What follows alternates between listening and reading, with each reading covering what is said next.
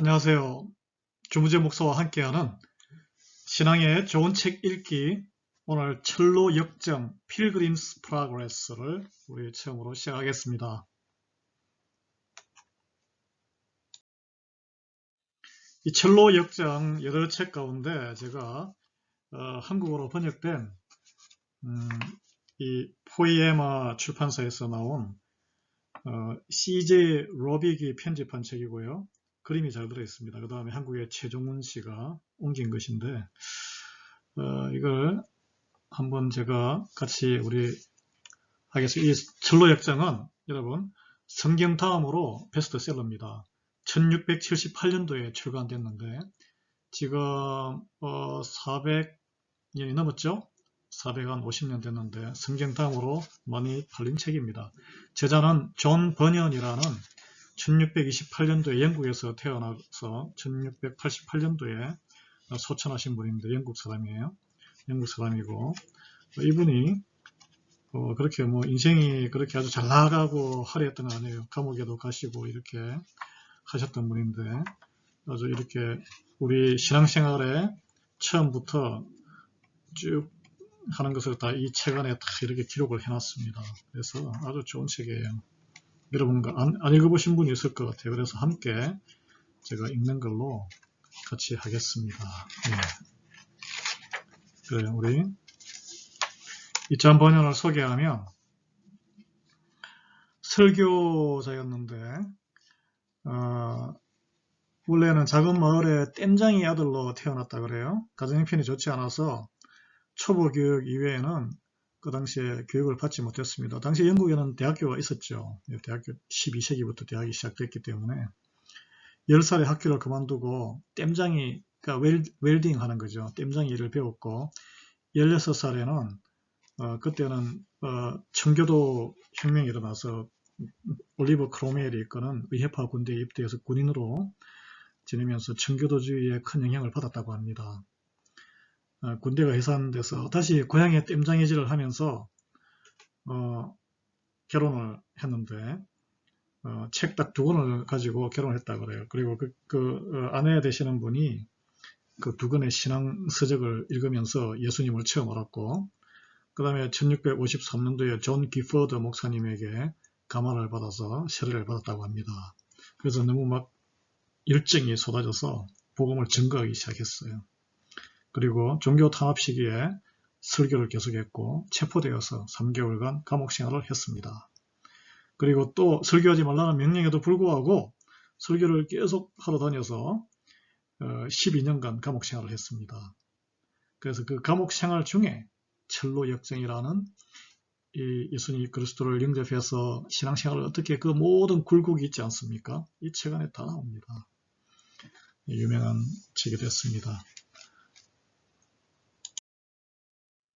그래서 이 책을 그날 밤에 세상이라는 광야에서 펼쳐졌던 꿈의 이야기다. 우리 신앙생활이 그렇잖아요. 그래서 모든 순례자들이 이 성경과 함께 읽어야 할 이 필독서입니다. 가장 먼저 책을 한 권 꼽으라면 우리는 장로교 전통 안에 신앙 고백서가 있지만 그냥 일반 서적으로 꼽으면 이 철로 역정이 넘버원 책이에요. 그래서 존 버년은 서문에서 이 책은 여러분을 불러내서 나그네로 만든다. 우리 인생이 나그네 아닙니까?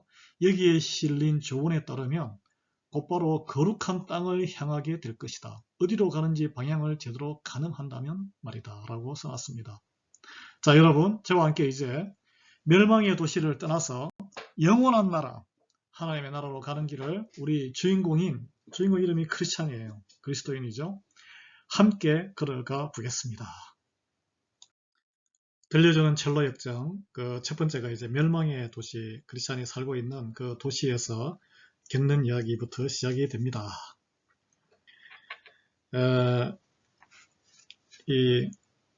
우리 주인공이 세상에 삶을 살다가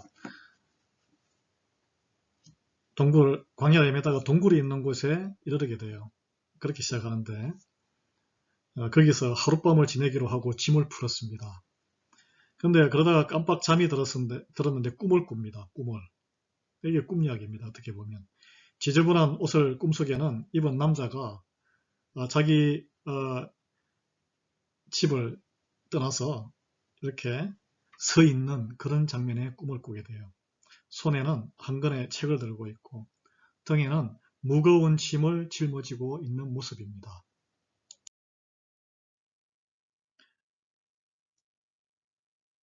그래서 이 순례자의 이제 길을 걷게 되는데 그 이제 주인공이 첫 번째 이 상태가 굉장히 괴로운 great distress 예, 그런 이야기예요. 무거운 짐을 지고 이제 그래서 그 사나이가 꿈에 있는 그 사나이가 책을 펴서 읽기 시작해요. 책을 펴서 읽는데 가만히 보니까 눈물을 막 쏟으면서 몸을 들들들들 떨고 있는 거예요. 그리고 책을 읽다가 나중에는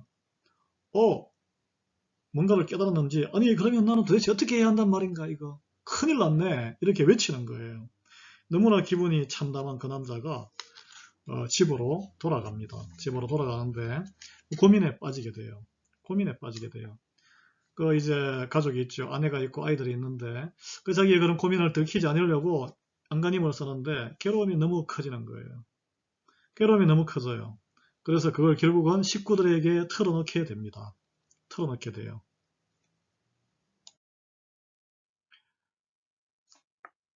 여보, 그리고 얘들아, 아이, 너무 내가 어떤 책을 읽었는데 이 등에 짐 보따리가 너희들은 안 보이지? 내 등에는 너무나 점점점 짐이 커져서 무거워서 걸을 수조차 없어.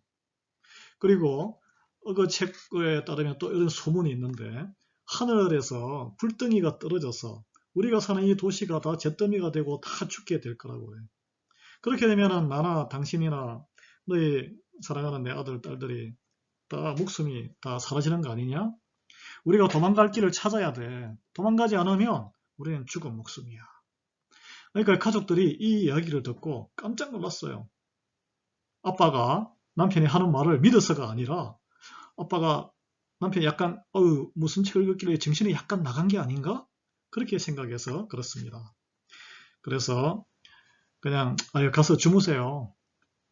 여보 좀 자세요. 좀 쉬세요. 자고 나면 괜찮을 거예요. 이렇게 했는데 이 남자가 잠을 제대로 잘 수도 없고 낮이나 밤이나 괴롭기는 마찬가지고 마음이 너무나 힘든 거예요. 그래서 눈물로 온 밤을 하얗게 채우게 됩니다. 이날이 밝자 식구들이 찾아와서 좀 어떠세요? 하니까 점점 더 심해져. 더 무거워져. 그러니까 같이 걱정을 해주는 게 아니라 가족들이 비웃고 냉담하게 자식들도 아빠를 존중 안 하고 아빠 완전히 좀 갔네 이렇게 생각하는 거예요. 더러 비웃고 또는 아내는 정신 차리세요. 당신 왜 그래? 이렇게 이야기하는 거죠. 그래서 어쩔 수 없이 이 남자가 방에 박혀서 도대체 이해를 못하는 처자식을 어떻게 할 것인가 기도를 하기 시작합니다. 기도를 해요. 그러다가 집에서 갑갑하니까 밖에 나가게 돼요. 마음이 너무 참담하니까 벌판을 헤매고 산책하는 일이 많아집니다. 그리고 그 책을 읽으면서 기도를 드리기도 해요. 그렇게 시간이 흘러가는데 어느 날 이 남자가 이제 그 들판을 걸으며 산책하면서 책을 읽고 있을 때 마음이 너무나 괴로웠어요. 그리고 예전처럼 큰 소리로 이렇게 울부짖었습니다. 아니 어떻게 해야 내가 이 짐을 벗어버리고 구원받을 수 있습니까? 어디 도망칠 구멍이 있는지 없는지 사방을 살펴봐도 이 짐을 무거운 허리가 휘는 이 짐을 어떻게 벗을 수 있을지 고민하고 절규하는 와중에 누군가가 다가왔습니다. 그 이름은 전도자, 영어로는 이벤젤리스트예요. 남자와 마주친 그가 물어봤습니다. 아니 왜 그렇게 울고 있습니까? 이 남자가 대답했어요. 제가 지금 들고 있는 이 책을 읽어보니 저는 저주받아서 죽을 수밖에 없습니다. 그리고 죽고 난 뒤에는 심판을 받게 된다고 하는데 그 사실을 깨닫게 되었어요.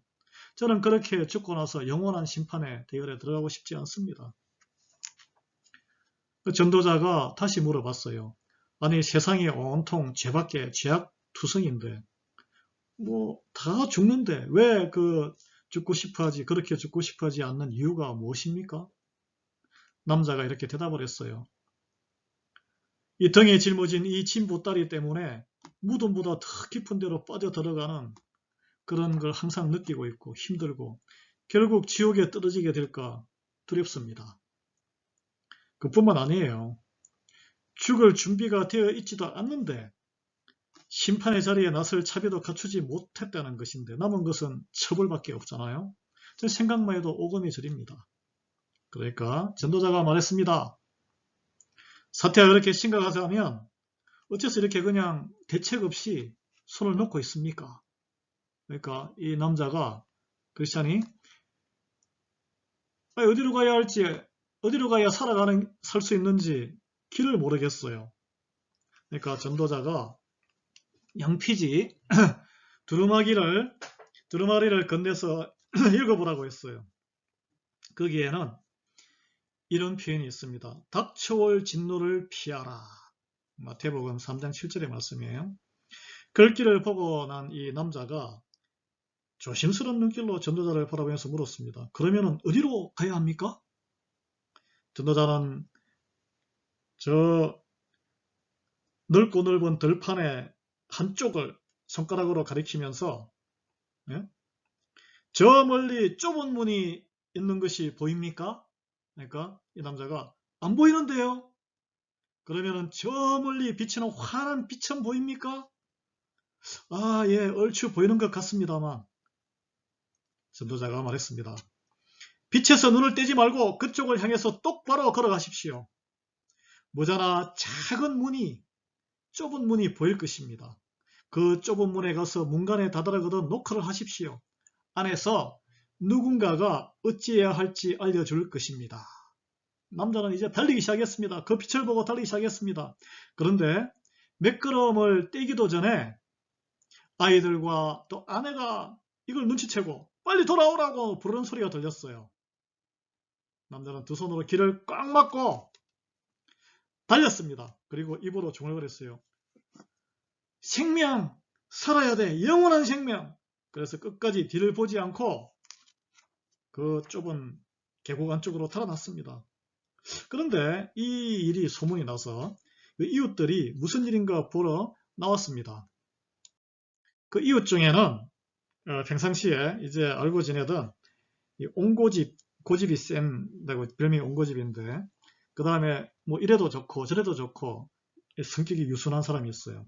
그래서 그들은 한 가정이 파토나니까 힘을 써서라도 데려오려고 남자에게 따라 붙었습니다. 그런데 남자는 멀찌감치 사라지고 있었어요. 옹고집과 유순함은 단단히 작정을 하고 뒤를 쫓았습니다. 마침내 손에 잡힐 만큼 거리가 가까워졌어요. 남자가 돌아보면서 아니 왜 따라오는 거예요? 두 이웃이 잘 설득해가지고 집에 함께 돌아가려고 왔죠. 그러니까 이 남자가 크리스찬이 이야기해요. 그럴 수는 없습니다. 여러분은 지금 멸망의 도시에 살고 있습니다. 내가 태어난 곳도 거기고요. 그렇지만 그 도시에 그대로 머물러 있는 한 여러분은 조만간 죽을 수밖에 없습니다. 그 뒤에는 무덤보다 더 깊은 곳, 유황불이 활활 타오르는 자리에 떨어지게 됩니다. 그러니 여러분, 저의 친구잖아요. 친구들이요, 나와 함께 같이 가는 걸 진지하게 생각해 보세요. 이렇게 이야기했어요. 그러니까 옹고집이 아이 참 기가 막히네. 그러니까 친구들과 그동안 누리던 안락한 생활을 다 버리고 지금 같이 가자는 거예요? 그렇습니다. 피난길에 나선 이 크리스찬이, 이 남자 이름이 크리스찬이에요. 그렇게 대답했어요. 여러분이 포기하는 것들의 가치를 통틀어 계산해 봐도 내가 앞으로 누리려는 즐거움의 지극히 일부분에도 미치지 못해요. 나와 더불어 끝까지 동행하면 모두 축복을 받아서 상상조차 할 수 없는 값진 부활을 함께 나누게 될 것입니다. 그러니 내 말이 사실인지 거짓인지를 확인해 봅시다. 그러니까 옹고집이 이렇게 대답했습니다. 아니 도대체 댁은 뭘 찾고 있는 거요? 얼마나 소중한 것이길래 온 세상을 가족까지 외면하면서 거기에만 매달려 있단 말이요. 당신 정신 나갔어? 크리스찬이 대답했어요. 하늘나라에 간직되어 있는 썩지 않고 더러워지지 않고 낡아 없어지지 않는 유산을 찾고 있습니다. 거기에 잘 보관되어 있다가 적절한 때가 되면 부지런히 구하고 또 구하는 이들의 손에 들어가게 될 거예요. 이 책에 그렇게 나와 있습니다. 그러니까 옹고집이 아니 말도 안 되는 소리, 터무니없는 소리, 그따위 책이랑 당장 걷어치우고 똑바로 말해보시오. 우리랑 같이 갈 거요 말 거요? 크리스찬이 아니, 절대 안 가요. 쟁기를 손에 든 사람이 뒤를 돌아볼 수는 없지요. 누가복음 9장 62절 말씀입니다. 이미 나그네 길에 들어섰으니 저는 어떻게든 끝장을 보고 말 겁니다.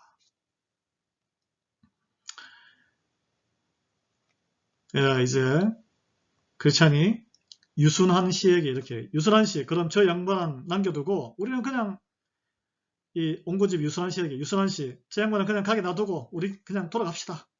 이거 말도 안 되는 생각이 가득 찬 사람인데 이 재무새에 겨워서 사리분별한 뚜렷한 사람 7보다 자기가 더 지혜롭다고 이야기하잖아요. 저런 미치광이들이, 정신 나간 사람들이 세상에 참 많죠. 유순한 씨는 손을 내저었습니다. 그렇게 서두지 마세요. 선량한 크리스찬 씨의 말이 사실일 수도 있잖아요. 그렇다면 저분이 찾는 게 우리가 가진 것보다 더 귀중하지 않을까요? 저는 개인적으로 한번 따라가 보고 싶네요. 하니까 옹고집이 펄쩍대었어요.